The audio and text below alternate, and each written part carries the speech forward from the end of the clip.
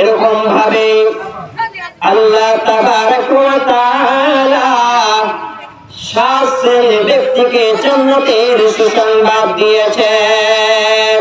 বন্ধুরে আমার, যাদের মধ্যে এই 7খানা গুণ থাকবে, আমার আল্লাহ ওই সকল বান্দা বান্দীদেরকে জান্নাতের সুসংবাদ দিয়েছেন। তো আল্লাহ বলছেন, বিসমিল্লাহির রহমানির রহিম, আত-তাইবুনাল আবিদুন।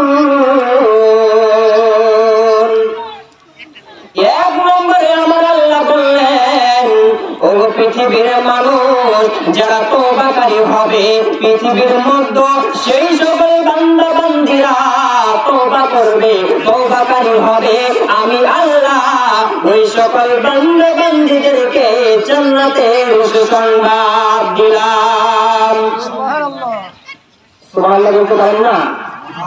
জোরে বলেন সুবহানাল্লাহ।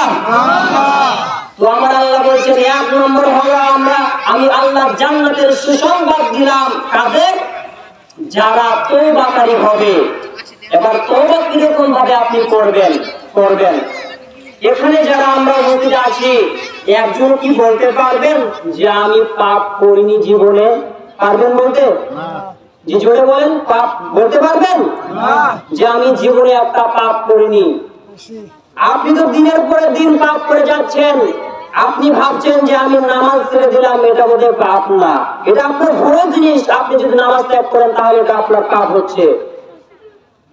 আল্লাহ তাবারক ওয়া তাআলা বলেছেন, আত-তাইবুন, যারা তওবাকারী হবে, যারা আল্লাহ তাবারক ওয়া তাআলার কাছে ফিরে আসবে, আল্লাহ তাবারক ওয়া তাআলা ওই সকল বান্দা বান্দীদেরকে জান্নাতের সুসংবাদ দিয়েছেন।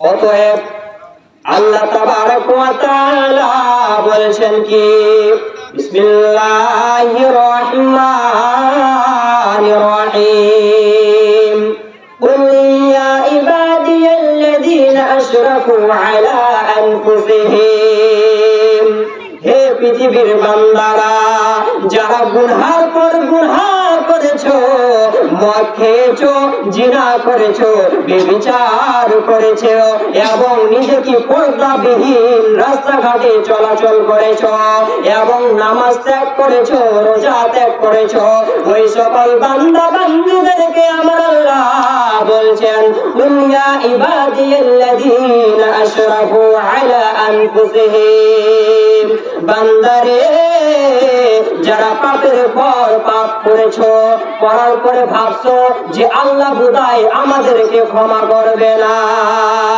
তো আমার আল্লাহ ওই সকল বান্দা বান্দীদেরকে বলছেন, তুমি যদি জমিন থেকে আসমান পর্যন্ত পাপ করো, এবং সেই পাপের মধ্যে যদি শিরক না থাকে, এবং তোমরা যদি আমি আল্লাহর কাছে তওবা চাও, আমি আল্লাহর কাছে তওবা করো দুহাত তুলে, তাহলে আমার আল্লাহ বলছেন, আমি আল্লাহ তোমাদের সকল গুনাহ খাতাকে ক্ষমা করে দেব।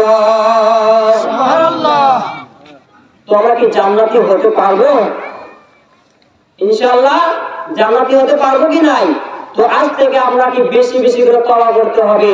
যদি জান্নাতি হতে চাই, তাহলে আল্লাহ তাবারক ওয়া তাআলা বলছেন আমাদেরকে বেশি বেশি করে তওবা করতে হবে।